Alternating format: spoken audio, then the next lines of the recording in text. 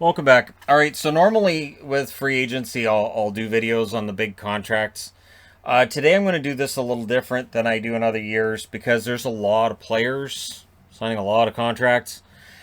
And Braden Point has just signed a massive extension with Tampa Bay Lightning. So it's 8 years. The cap hit will be $9.5 million. That kicks in next year. So Braden Point is going to get paid. And again, Tampa Bay showing that they're proactive with their free agents. For certain Vancouver general managers, it's a thought. Being proactive with your free agents, what it does with them is it prevents other teams, obviously, from scooping them up, right? And it takes away that whole, is he going to stay, is he going to go, feeling that you get around a team when you don't really know, and it can be upsetting to the fans. So for Braden Point, he's a Tampa Bay Lightning member for at least 8 years after this one. I also think that helps you sign free agents on a day like this. You show we are willing to pay our players, we pay them early, and we are good negotiators. So Detroit and Florida, at the time I'm recording this, there hasn't been an addition. So on this board, I'm just doing additions. I'm not doing the re-signings. That's a whole other thing. That'll be more of what you get into with season previews. Season previews are coming in about, I'll say 2 weeks, maybe 3 weeks out, right? So, yeah, we'll see if Detroit and Florida make additions either later on today or tomorrow and all that. And, yeah, so we'll see what happens. Boston. So we're going alphabetically. Boston adds Thomas Nosek, 2 years at $1.75 million. I think that's a good contract. Nosek, good pickup from Vegas, of course. And I think he's a good bottom six addition for Boston. And for Vegas, they knew they needed to change things. They knew they needed to make some alterations to how their forward group was made up. We've already seen that with their trades this year.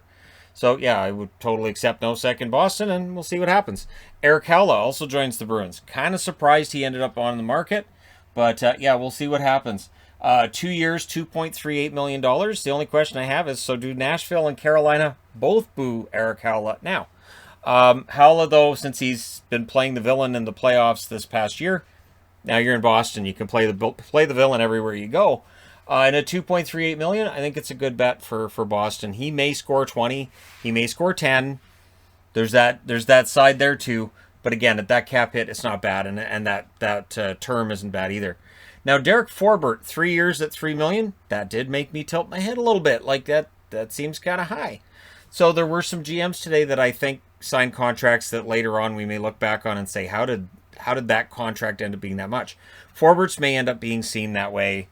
Maybe it's a million over what value may have been. But again, I think we saw more bidding up this year than we saw last year. Last year, free agent frenzy was nothing. There was just nothing. This year, we're back to, and we're all throwing money at the free agents. So Forbert ends up in Boston, and we'll see how that turns out. Boston, of course, that blue line definitely needs the help. Vinny Hinastroza is picked up by the Buffalo Sabres. Yes, the Buffalo Sabres picked somebody up. 1 year, $1.05 million. I think that's an excellent, worry-free contract. Anything below $1.25 million this year is worry-free. That's the amount that you get forgiven on a contract if you send it to the minors. So, if you send Hinastroza to the minors, if he ends up not making the team, he has absolutely zero effect on your cap moving forward. So yeah, Hinastroza, I think, decent pickup for Buffalo. We'll see what else they do either the rest of today or into the rest of the week.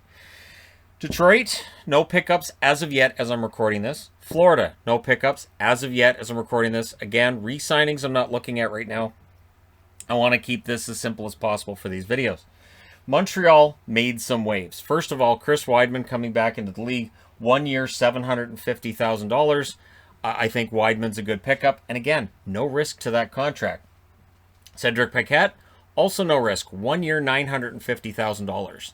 So while they lose Danault, and that is a very, very notable loss for Montreal, Paquette will help down the middle, fourth line center.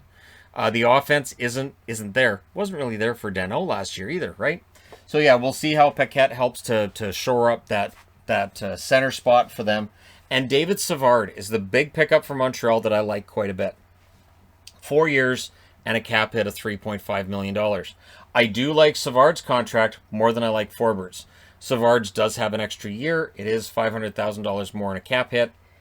I like that contract. I think Savard has shown in Columbus for years And then it finally became apparent to the rest of hockey fans when you watch him during the Tampa Bay run to the Stanley Cup. He's a pretty good defensive defenseman, so we'll see how things go for Savard. Ottawa also picked up a player today, Michael Delzado. Delzado had a great start to the season in Columbus, petered out a little bit, had some good games in the second half, sure, but still, it's a 2-year deal. It's a $2 million cap hit. Not too bad. So Ottawa with a pickup, and yeah, this Delzado reminds me why I do watch every team, why I do watch as many games as humanly possible during the season, because otherwise I would have had no idea Delzado got off to a good start, and that it wasn't just the scoring side of it. He was actually playing really well. Otherwise, I would have been looking at the score sheets and going, even Delzado's getting points. This is crazy. And I would have just shunted it aside. Delzado had a good year, and it's good to see him get a raise out of it. Tampa did what you have to do. You have to sign guys for cheap. So you get Pierre-Edouard Bellemare, 2 years, $1 million, and a lot of experience. A lot of playoff games in his career as well for a guy who's going to make $1 million this year. Charles Huda, of course, coming out from Montreal, 1 year, $750,000. Very likely he's going to play in the AHL. I didn't really get into the AHL signings either. I tried to make sure that the guys I'm tracking are the ones that are very likely to play this year. Zach Pagosian, 3 years and a cap hit of $850,000. That's not bad. That's pretty good. And so Pagosian goes back to Tampa. They know him. He knows their style and all their systems. And Brian Elliott takes over as the backup goaltender. I would argue that's an upgrade on McElhinney. 1 year, $900,000. So if Elliott struggles, it's a 1-year contract. It's $900,000. It's a move that if it backfires on any level, Tampa can fix it. And of course, Braden Point, as I stated at the start, 8 years, $9.5 million per season. Should be something. All right, and then Toronto. Toronto, I thought, made really smart moves. I did. David Kampf, 2 years, $1.5 million cap hit. Very surprised he's not still in Chicago. It honestly surprised me Chicago didn't keep him around. Good bottom six forward. Curtis Gabriel, who may end up in the AHL. He may end up playing for the Marlies, but I would think he gets called up at points during the season. 1 year, league minimum, $750,000. Michael Amadio also signs for the league minimum. I like Amadio. Started bouncing around the league a little bit, but I do like the player. Peter Mrazek, 3 years at $3.8 million. That's not bad when you look at the amount of money going to goaltenders. Mrazek and Campbell are a pretty decent tandem, and they don't cost Toronto a ton of money. So, yeah, Mrazek, I think, is an upgrade over Anderson. But again, we'll see how things go this year, because Carolina is known for reclaiming goaltenders that have had a rough time of it, including Mrazek before he got to Carolina. And then there's Michael Bunting, which might be my favorite move on this board. Bunting signs 2 years at $950,000 in a cap hit. Now, it's a small sample size we have of him at the NHL level, but he did very well. And if he's going to play a bottom six role in Toronto, I like it. I do. I think Toronto Maple Leafs have done a good job of kind of making a little bit of a revamp here. I'm not giving them a Stanley Cup or anything. However, I do think they've done well today so far. So let me know your thoughts in the comment section below, as always. Don't forget to hit like and subscribe if you're browsing your way through. You just happened upon this video. And hey, thank you guys so much for watching, for all your support. I will talk to you again soon.